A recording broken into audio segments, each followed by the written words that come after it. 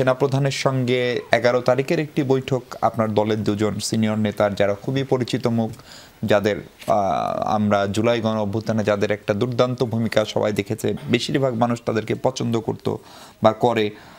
ফলে তাদের হাসনাতের বক্তব্যের কথা বলছি, ফেসবুকে যেভাবে লিখলেন সেটা থেকে পরবর্তীতে মনে হচ্ছে যে আপনাদের দলেরও কেউ কেউ তার সেই লেখার ধরন অথবা শব্দচয়ন সেগুলো নিয়ে এখন সমালোচনা হচ্ছে। সেনা সদর স্পষ্ট করে বলেছে যে এই বক্তব্য হাস্যকর ও অপরিপক্ক নেত্র নিউজকে দেওয়া। ফলে আমরা দেখছি যে ছোট ছোট ঘটনায় একটা নতুন দল যাদের সবে যাত্রা শুরু হলো এবং যাদের খুব নিকট একটা গৌরবোজ্জ্বল অতীত রয়েছে, খুবই নিকট অতীত, সেখান থেকে আপনার খানিকটা প্রেশার ফিল করছেন কিনা, অথবা নাকি আপনার খানিকটা চাপেও পড়লেন কিনা নতুন করে এই সব বক্তব্য, পাল্টা বক্তব্য, স্ট্যাটাস পাল্টা স্ট্যাটাসে?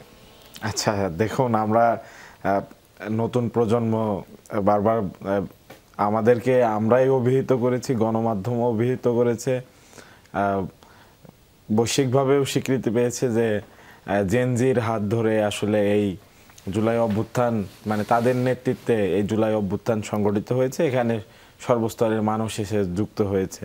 আসলে জেনজির যে মনস্তত্ত্ব সেটি অনুযায়ী আসলে কথা বলা প্রয়োজন। এখানে ফেসবুকের ব্যবহার আসলে আমাদের ব্যক্তিগত জীবনে এই ফেসবুকের প্রভাব কিন্তু অনেক বেশি, এবং ভার্চুয়াল জগতে আমরা এটার সাথে অনেক বেশি আঙ্গাঙ্গিভাবে জড়িত আমাদের পূর্ববর্তী প্রজন্মের তুলনায়। আমাদের যারা সিনিয়র রাজনীতিবিদগণ আছেন তারা কিন্তু ফেসবুকে স্ট্যাটাস দেওয়া বা সারাক্ষণ ফোন নিয়ে পড়ে থাকা এই অভ্যেস কিন্তু তাদের নেই।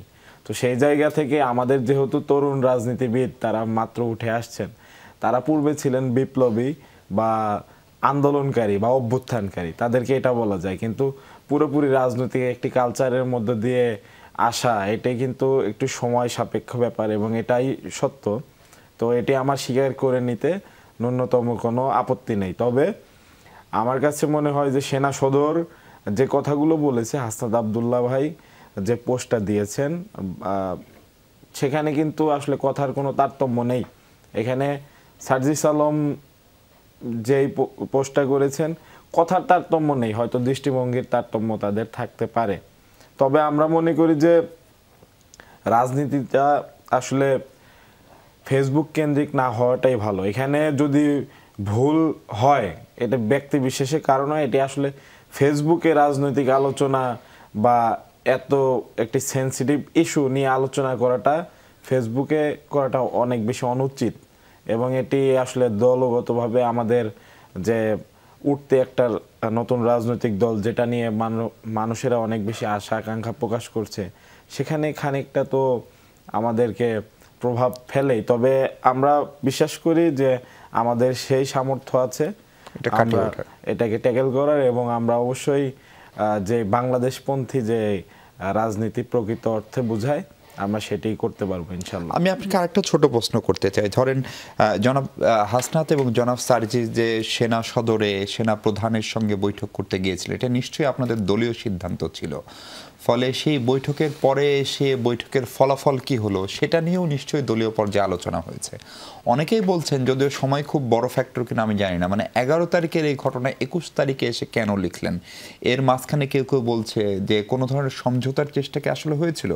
আবার যখন যে টোনে আপনারা লিখলেন, বিশেষ করে সার্জিস লিখলো, একদিন বা ২ দিন পরে সেই টোনটা আবার চেঞ্জ হলো, মনে হলো যে আবার এক ধরনের সমঝোতা হচ্ছে, নাকি কোথাও আসলে, নাকি এটা কেবলই এক ধরনের তারুণ্যের উত্তেজনা?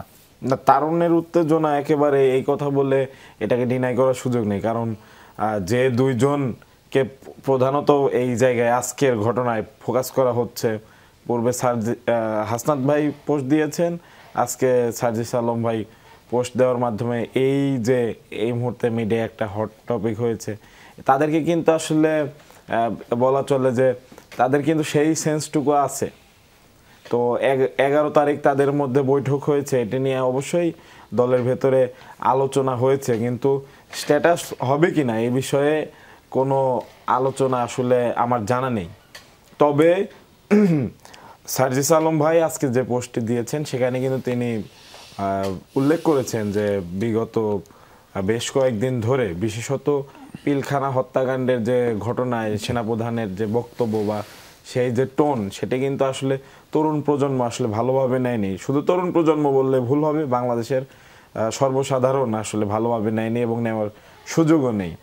তো সেই জায়গা থেকে হয়তো তারা ভেবেছে যে এখানে কথা বলা প্রয়োজন। এখানেও অবশ্যই এটি আলোচনা হয়েই তারপরে তারা গিয়েছেন, কিন্তু সেখানে তারা দুইজনই কেন গিয়েছেন বা না, সেটা তো আপনার দল নিশ্চয়ই তাদেরকে মনোনীত করেছে। অন্যান্যরা কেন গিয়েছেন এটি আসলে আমার দলের একটি অভ্যন্তরীণ বিষয়।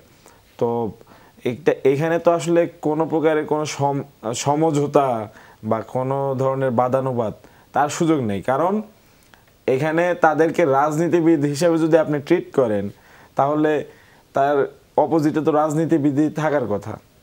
সেনাবাহিনীর সাথে তো রাজনীতি হয় না, তাই না? এবং বাংলাদেশের যে রাজনীতি, এখানে তো গণতান্ত্রিক প্রক্রিয়াতে সেনাবাহিনী তো একটা বাহিনী, তারা সেই প্রক্রিয়ার বাইরে একটা রাষ্ট্রীয় প্রতিষ্ঠান তারা।